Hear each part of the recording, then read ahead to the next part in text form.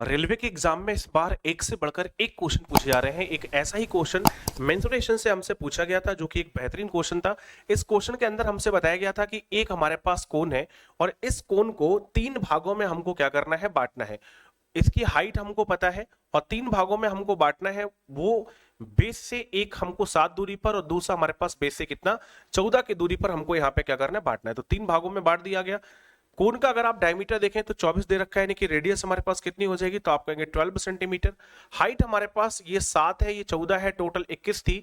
तो यहाँ पे आप देखो अगर हम तीनों पार्ट्स निकालें इनका, तो ये वाला पार्ट, ये वाला पार्ट और ये वाला पार्ट बराबर आ जाएगा कितना, 777 का। टोटल हमारे पास 21 हाइट दी थी। अब हमसे कहा जा रहा है कि कर्व्ड सरफेस एरिया बताइए किसका, टॉप पार्ट का, यानी कि जो छोटा वाला पार्ट है इसका हमको क्या करना है, कर्व्ड सरफेस एरिया निकालना है। और कर्व्ड सरफेस एरिया आप जानते हैं कितना होता है बेटा, पाई आर एल होता है। यानी कि हमको एल निकालनी पड़ेगी और एल निकालने के लिए हमको किसकी रिक्वायरमेंट है, आर की।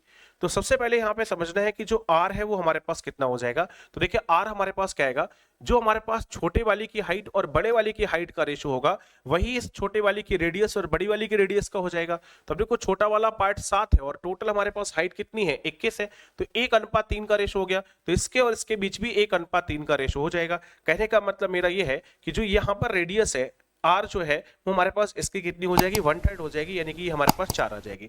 और अगर आपके पास रेडियस आ जाएगी तो आपको क्या करना है, एल निकालना है। एल यहाँ पे जैसे निकालते तो 4 का स्क्वायर 16 और 7 का स्क्वायर 49, 49 16 कितना आता, 65 आता। और अंडर रूट 65 मात्र एक ही ऑप्शन में आ रहा है, यही हमारे पास क्या बन जाएगा, करेक्ट आंसर।